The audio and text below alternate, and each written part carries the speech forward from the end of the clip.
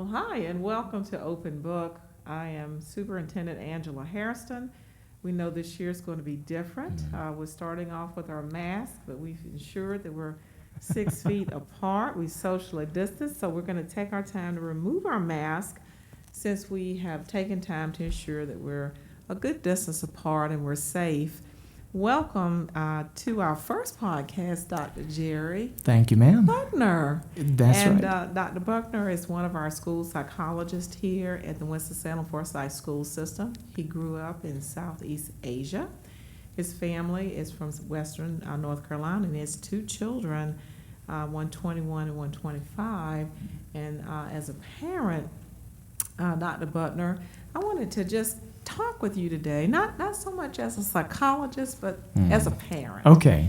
And talk with you and have you share with us some ideas. As we're going into this year, we realize that we have so many things so many challenges around Indeed. COVID-19.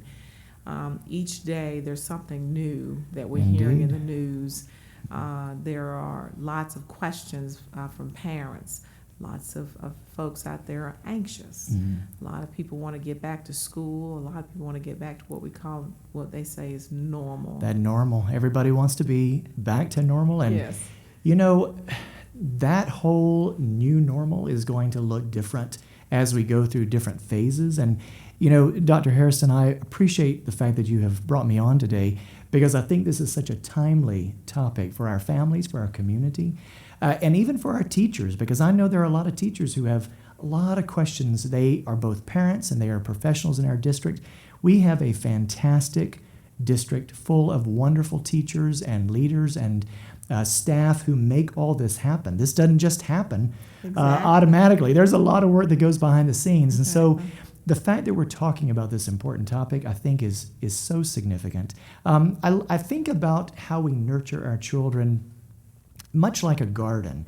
You know, we have all these varieties of flowers in our garden, and we want to grow them and nurture them. And so when I think about getting our children, my children, and probably you have had online virtual classes, and I have had some too, we think, how do we get them motivated and engaged to be part of that learning, to take ownership of learning, because this is the next generation, and we want them to be absolutely fantastic. So I think of it as a garden, and one of the things that came to mind as I was researching for our conversation today, I thought about the word rose. Rose. We all know what a rose is. It's a beautiful flower. And so I think, how can I use rose to communicate with our families about a few simple strategies that can encourage and motivate their children in this remote learning environment? So, and so let me ask you, when Yes, ma'am. motivation of children, it's around getting to where they need to be every day. Correct. Absolutely. Getting the work done and not procrastinating. Correct. What ideas So let me do tell you have? about rose, because Okay. I love, All right. you have just set it up so well. And I love roses. So you think about rose, and I think of R. And so for me, the R is routine. Parents need to get their children into a routine so they can know when to get started on their lessons, to log into their classroom, to be engaged with their teacher, to know when to take breaks, because that's an important part of it. Routine. So the R is for routine. The O is for organization. You know, a lot of our children may not be old enough to really understand how to navigate through some of the technology, and we do not want that to be a way of derailing their learning. So the O is organization, having parents and teachers come alongside their children, their students, to help them get all those materials organized. And as professionals, we oftentimes take organization for granted. Many of us are very organized, but for our children, this is a new day. So that O is for organization, getting them started so that they're not overwhelmed by all of those things they have to do. And then the S is for space. You know, we as humans, we need a little bit of our own control, right? A little bit of space. And so even for our children, whether it's in a home that's a large home or maybe a dedicated space or even a smaller home, our children need a little bit of area, space, so that they can engage with their learning and be able to control that space that's not distracted, not just next to the television, not where parents maybe are speaking loudly or on the phone, but a place of learning. And then the E. And parents can do this, and they probably are already doing this, and I know you have done that in your family, and I'm doing that with my children. That's encouragement. We need to play to their strengths because this is a new time for all of us. The fact that so much change is happening, and I can hardly keep up with it, and I tend to be an organized person. I can't keep up with it, and just knowing how to encourage them, those words of affirmation, those opportunities to take a moment and find where they're growing. Grow So that routine, rose. organization, space, and encouragement. And encouragement. That's the rose. I love that because what happens oftentimes, children, you have this picture in your head of children grabbing a laptop, having to run back and forth for ink pens and pencils, Correct. and not having people make a lot of noise and distracting them, which causes the other students online to be distracted. Absolutely. So routine, organization, space, and encouragement. Yes, ma'am. That's easy to remember. Easy to remember and a Easy to beautiful remember. And image of beautiful. our children. Exactly. Well, let me ask you, I think that so much on the news, and we know every day we're inundated with the reports regarding COVID, the updates. And I learned long ago that oftentimes younger children, when they watch these stories, they're not thinking that this is a repeat of old news. They're thinking this is all new again. Correct. So how do we really sit down and what do we say to our children about COVID? How do we help them face the realities, but also help them understand the things that they might do to adjust to our new normal? Well, and you bring up such a good point because our news at the moment, I mean, it's not just COVID, but there's a lot of things going on socially and that may not always be understood by our children. Our children absorb what they see, and they oftentimes don't have the maturity to process that or to think through some of those things, and they oftentimes become burdened themselves. And I love the fact that you have talked about the importance of avoiding that oversharing, I think is where you're leading, because two things that parents should avoid doing. These are not the do this is the not to do list. And that is, don't overshare their own anxieties. We all as adults, we're human. We have our own concerns and our own families and our own needs, but to overshare with a child oftentimes leaves them very vulnerable, almost a secondary kind of trauma for them in cases. And also the news. We're bombarded by images that are disturbing, to say the least. And having those children exposed to that day after day after day is unhealthy. And we want our children to be that rose. We want them to grow and to learn.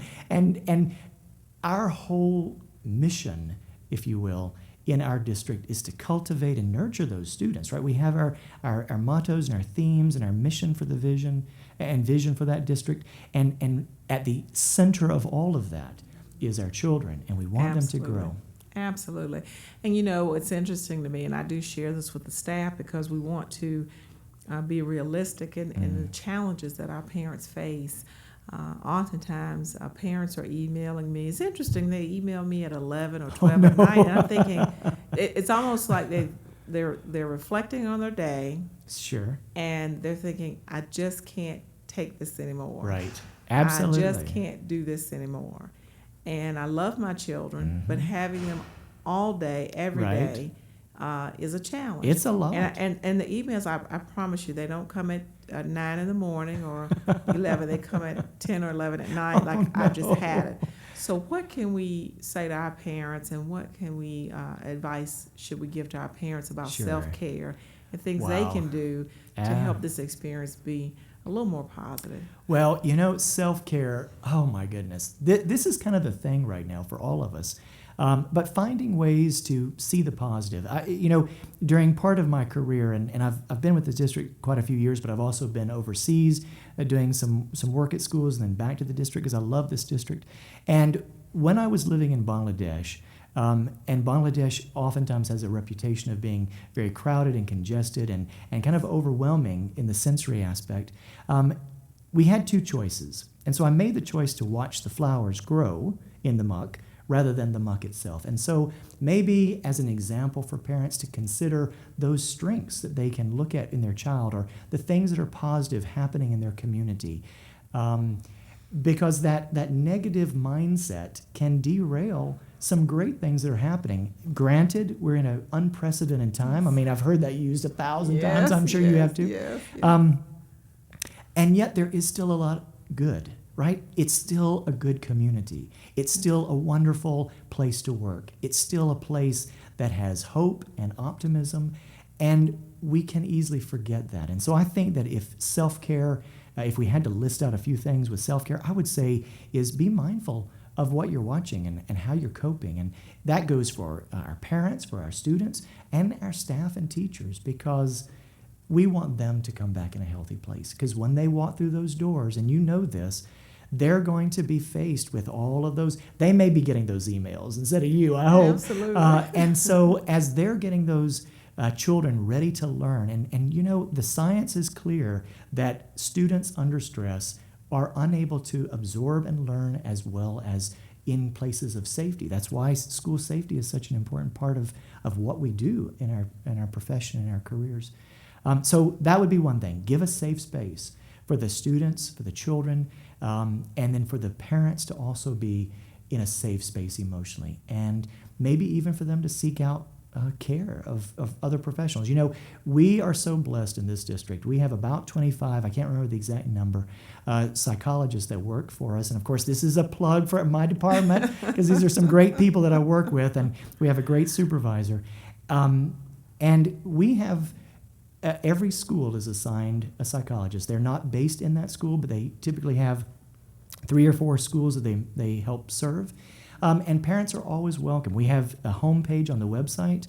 And in fact, while I'm thinking of it, the homepage that we have set up for the district has a little place, I think it's called safety, let me just check my notes, under the safe return, on that front page, so important for parents to stay informed. They can click on that, and that takes us into a little introduction that you have done with the Virtual Academy below that. And then right below that, if they will see health and wellness, they can click on that, and that takes them to links with all kinds of resources that they can access. Wonderful parent tips, little activities that can be done, a little bit of research if they're interested in it, some articles. Just gives a great place for them to land if they want a little bit of information. And that's wonderful, because I think that, and you all have done a wonderful job as a department. Thank you. Under the leadership of Corliss Drew Thompson. And I think that offering your services is important. But let's go a little deeper. Absolutely. Let's say that we know that we've got to, give our children the rows, the safe spaces to work. As we go through this process, we know that parents and children have to find ways to separate themselves and enjoy one another and appreciate the positive things going on. But we do have some children who may end up at a crisis level, because Indeed. we know that parents and children are struggling with a lot of things during COVID. They are. And so if I find myself in that situation, what should I do? Well, Dr. Harrison, I think there are a few things that can be helpful for parents. I'm glad you brought me back to that, because such an important topic. I think one of the first steps they can do is reach out to their classroom teacher. We have wonderful teachers who are eager to know how to help, especially as we get started on all this. Yes. But parents also need to consider having an open conversation with their child. Very often our children, because we know our children so well, may show signs of distress. And how do we deal with that? And so having those honest conversations where we allow the children to process. Some things that parents can do might be to engage with maybe a story that has themes that are related to stress or related to grief or related to anxiety, and use that as a point of conversation, to start that conversation. And I'm thinking about my own children and maybe for you too, but very often children struggle to be able to articulate what they're feeling. And as a parent, you see that happening. You see your child experiencing distress, or maybe you have some emotional concerns about their emotional well-being or their social well-being, and you think, what can I do? So those kinds of activities, play-based activities using art, provide a great platform for parents to begin that conversation. Another thing parents can do is give honest information. Find reliable sources of information, maybe in the case of COVID, maybe with the CDC or the NCDHHS, so that they can understand the facts. A lot of kids don't know what COVID is. We, as adults, talk about it all the time, but they may not know. They know we're worried about it, and they know we're not having school because of it, but what exactly is it? What exactly is it not? And having parents talk about that. Other resources within the community, that goes back to consulting with people in the school to maybe get linked up to resources in the community. So if I know that, there are signs of distress, Sure. and I want to be sure my child is safe, and there's clear signs that there's something going on, who should I call? That is great. I would call the school to begin Okay. with, or All their right. service provider. Okay. The school can oftentimes figure out, knowing the child. So should I usually. call a guidance counselor? The counselor would be a great counselor? place Okay, to all right, start. all right. In this new environment where we're all kind of working from home and working, I think probably calling the main office to figure out how to get to that person. Yes, yes. Otherwise, if they came in, when that time comes, they can come in and request to speak with that individual. They can also find our contact information for the psychological services. Yes. We are on the website. They can go onto our page and see the contacts for that and contact our office. We are blessed to have so many professionals that want to do service. We have the homeschool coordinators and all of them. We have the health providers, the school nurses. We have social workers who do an amazing job at finding ways to connect resources with families. Many of them are clinically trained in terms of counseling as well. All of those are resources. And the beauty of public education is it's free.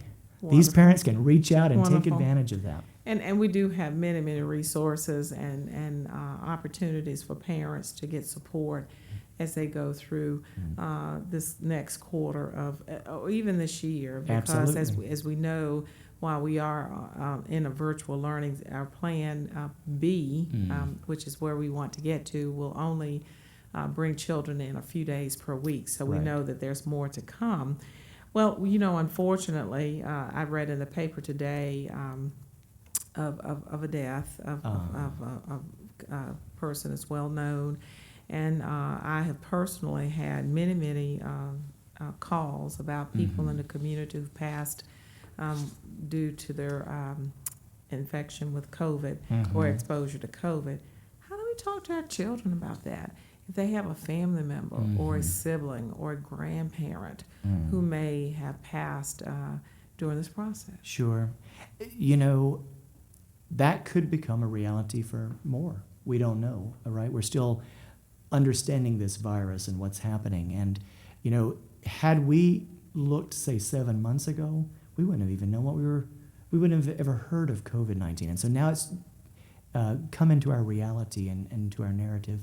Let me talk a little bit about some things that we need to consider when we talk about children experiencing grief. A lot of times adults have a way of experiencing grief, and whether it's through COVID-19 or whether it's the sudden loss of other people in their family, children grieve differently. And so one of the things I would encourage parents to consider is that your child may grieve in a different way, and it's okay. That's a normal thing. So let's say, for example, you have a relative that is preparing to pass. That's a little bit of a different scenario, perhaps, than someone who over a weekend has passed away through an accident or because of some medical emergency. And so children can look at that and not really always understand that. So one of the things I would recommend to parents to consider is having a child be able to ask questions in the way that is natural for them.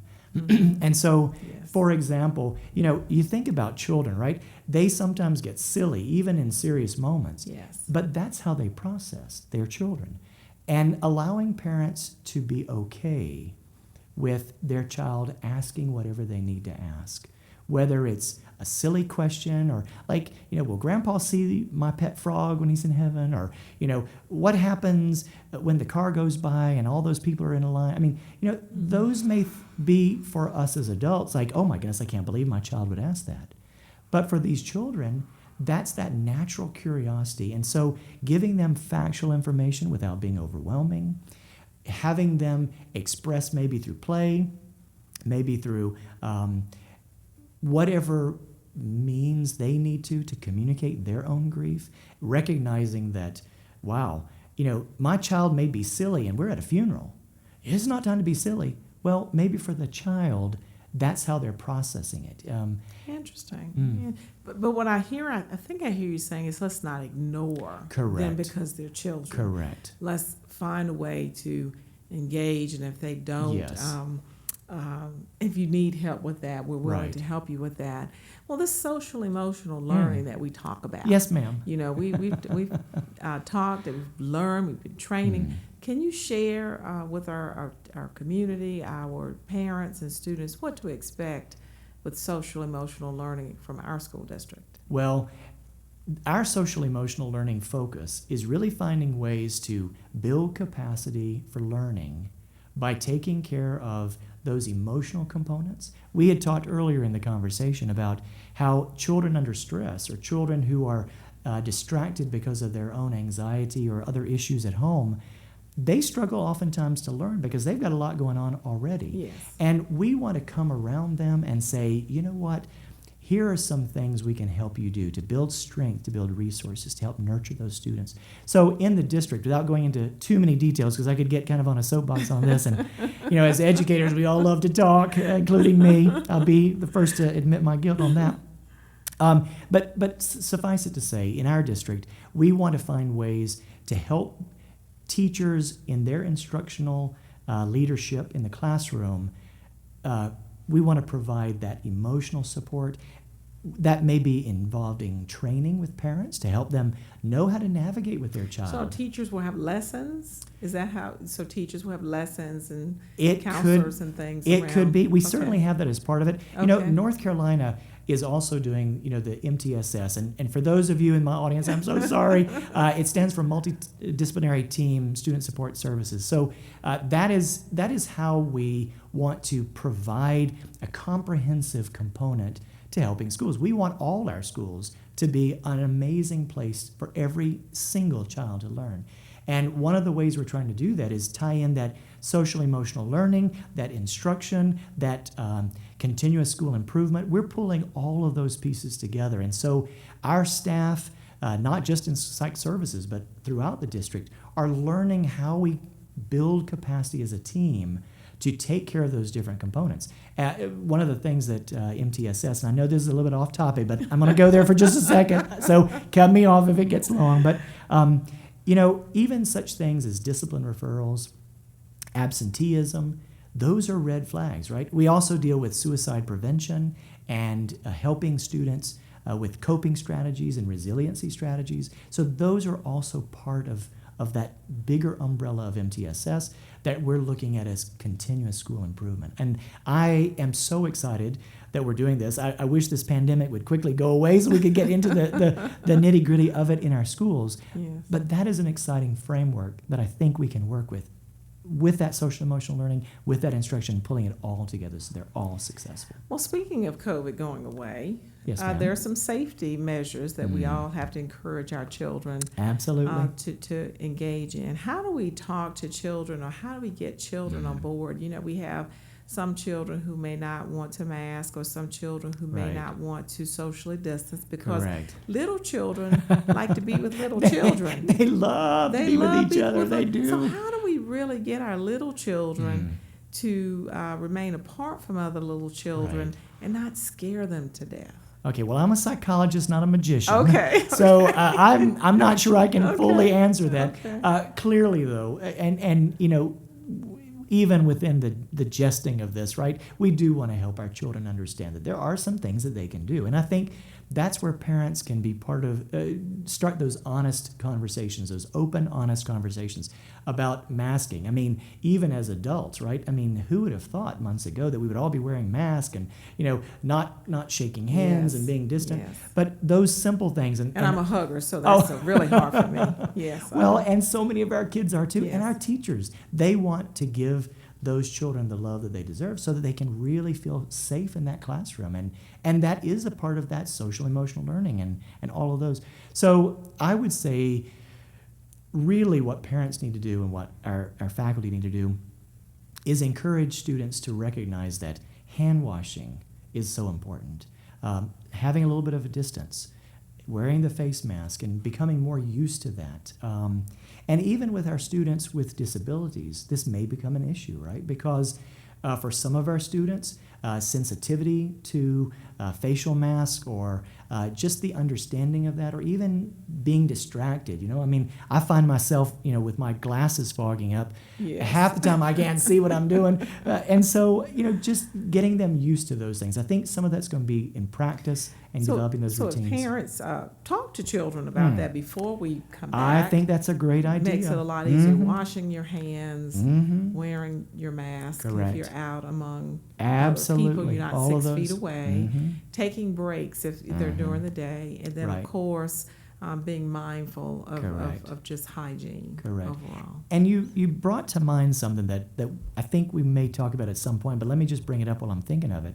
And that is that sense of isolation. A lot of our children want to be connected, and even as adults, we want to be connected. Yes. How do we do that, right? How do we do that in this particular environment? And so as I was thinking through and reading some articles online and preparing for our conversation today, I saw a lot of information that divided it into two different camps, so to speak. Okay. And I thought this would be helpful.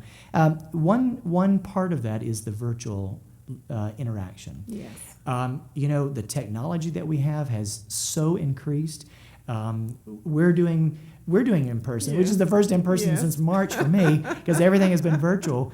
But yet we're still meeting virtually. And so I think for students, for children, there are opportunities with WhatsApp and with FaceTime. And somebody told me about a thing called Kid Messenger and Google Duo. I'm not familiar with those personally, but those are some things that families are doing, just as a way of getting their child to, hey, there are other kids out here, and we can have a conversation. Yes. And there's always the old-fashioned stuff too, right? You pick up the phone and you can call. And you can call, yes. And you can Who- write who a would- letter. Who would think? I know. and like the drive-in movies are coming back. Yes, So yes. taking your family out, or maybe even joining with other families, and you're in different cars, but you're there together. And I saw a really interesting clip on one YouTube where people had cooked a dinner in different locations, and then we're all eating together with their technology so that they could watch one another and have a conversation, which is, That I mean, this is that very so- creative. and if you go out to the activity stores or the athletic stores, you'll find lots and lots of outdoor equipment. Absolutely. Those things. My daughter talked me into kayaking, Oh. and I thought, who in the That's world wants to great. kayak? I mean, I never thought I would find myself, but she said, "Mom, it's a safe activity. Absolutely. We're distance." Not a lot of people Right. congregating, and so we had the pleasure of. Now, I did tell her, I said, "Now, if you fall out of that kayak, you're on your own." But we had safety vests and all of those Right. things. But yes, finding opportunities to be safe and at the same time, bike riding. Bike riding. You cannot find Absolutely. a bicycle. That that is true. That is true. Bike riding, soccer is another thing. Yes. Frisbee throwing can be something. Right, I mean, there right. are, what I have been amazed at throughout this whole situation is how creative our people are. Our teachers, our community, our state. There is so much creativity going on. And I think that as parents tap into some YouTube things to see what's out there and to talk to their friends, we will find that creativity continue to grow, because there is a lot of great stuff that can be done that can keep our children engaged. Let me tie that into what we started off with. As children become more isolated, then it does become more difficult for them to re-engage with learning. And so Yes. keeping them engaged with people and connected and having them be able to express their own voices and have some level of control within their environment, I think also helps with social emotional wellness. It also helps with good learning. It also helps with them getting re-engaged with their classmates, because we want to save this next generation. We don't want them to go lost. Well, Dr. Yeah. Buckner, you are so right, and thank you so much for all that My you've offered pleasure. today. And I can say to our parents, our students, educators, and everyone, these are very serious times, and we want to partner with you by providing information, using this venue to give you information and tips and things that you might do to help have a successful experience through this next quarter or even through this next year. Again, if you are a family in crisis and you're listening to this podcast, we encourage you to go to our website and make contact with one of our counselors or a psychologist, and we'll provide you information on next steps. If you are in a situation where you, again, need support, we are here to help you, but also we'll continue to provide you with tips on being successful throughout this pandemic, but even beyond, and having a great educational experience. Thank you, and again, for Thank being you, here Dr. today. Hairston. And remember to wear your mask.